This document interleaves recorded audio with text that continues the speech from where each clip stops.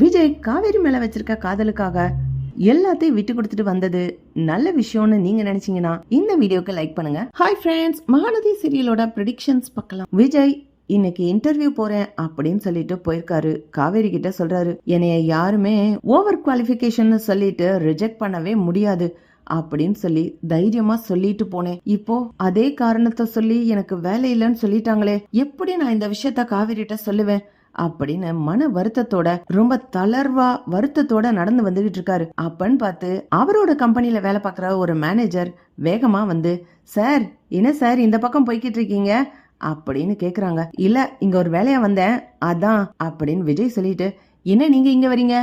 இல்ல சார், அந்த ஒரு கம்பெனிக்கு நம்ம ஜாப் கொடுத்திருந்தோமே அவங்க சரியாவே வேலை செய்யலங்க சார். அந்த கம்பெனில ஏதோ ஒரு பிரச்சனை வந்துருச்சான், கம்பெனியே லாஸ் ஆயிடுச்சு, கம்பெனிய ஏலத்துல விட போறாங்க சார், அதை யாருமே வாங்கல, ரொம்ப கம்மி அமௌண்ட்டுக்கு தான் சார் போகும். அதான் அந்த மேனேஜர்ட்ட பார்த்து மிச்ச அமௌண்ட்டை நம்ம கம்பெனிக்கு கட்ட வேண்டிய பணத்தெல்லாம் வாங்கிட்டு போகலான்னு வந்தேன். ஆளு இப்ப இல்ல, சரி அப்புறம் வரலான்னு சொல்லிட்டு கிளம்புறேன் சார் அப்படின்னு சொன்னோன்ன விஜய்க்கு ஒரு ஐடியா தோணுது. எங்க இருக்க கம்பெனி, என்ன கம்பெனி அப்படின்னு விவரத்தை கேக்குறாரு. விஜய் யோசிக்கிறாரு, அது ஏலத்துக்கு வருதுன்னா அந்த ஏலத்துல நம்ம எடுத்து நம்ம ஏன் அந்த கம்பெனியை நடத்தக்கூடாது? சின்ன கம்பெனியா இருந்தா கூட பரவாயில்ல, என்னோட திறமையால அந்த கம்பெனிய நான் நல்லபடியா நடத்தி காட்டுவேன். வேலை தேடி ஒவ்வொரு இடமா அலையிறத விட என்னால ஒரு 10 பேருக்கு வேலை கொடுக்க முடியும்னா அதுவும் சந்தோஷம்தான் அப்படின்னு சொல்லிட்டு அந்த அட்ரஸை கேட்டு அந்த கம்பெனிய ஏலத்துல எடுக்கிறாரு விஜய். இந்த விஷயமா பத்தி காவேரி கிட்டையும் சொல்றாரு. விஜய், நீங்க யோசிக்கிறது கரெக்ட் தான், அந்த கம்பெனிய இருந்த ஓனருக்கு நடத்த தெரியல, அதனாலதான் அது லாஸ்ல போச்சு. நீங்க தான் கம்பெனிய சூப்பரா நடத்துவீங்களே, எவ்வளவு பெரிய கம்பெனி வச்சு நடத்திக்கிட்டு இருந்தவங்க எத்தனை ஆயிரம் பேருக்கு வேலை கொடுத்துக்கிட்டு இருக்கீங்க, உங்களுக்கு தெரியாதா விஜய்?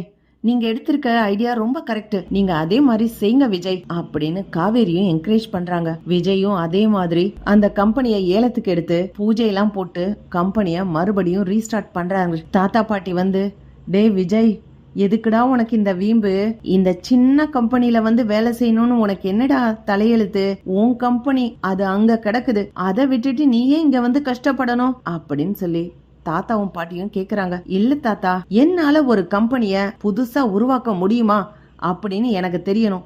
ஏன்னா அந்த கம்பெனியை நீங்க உருவாக்கி அதை ஓரளவுக்கு வளர்த்து வச்சிருந்தீங்க, அதுக்கப்புறம் நான் அதுல வந்து டெவலப் பண்ணிருக்கேன். நானா உன்னை புதுசா விதை போட்டு பெரிய மரமா உருவாக்கணும்னு எனக்கு ஒரு ஆசை இருக்கு, அதை செஞ்சு பாக்குறேன் தாத்தா. ஏன் குழந்தைக்காக, ஏன் காவேரிக்காக நானா ஒரு விஷயத்த உருவாக்கணும். என்னோட உழைப்பால உருவாகிற இந்த கம்பெனில இருந்து யாருமே இதுல பங்குக்கு வர முடியாது.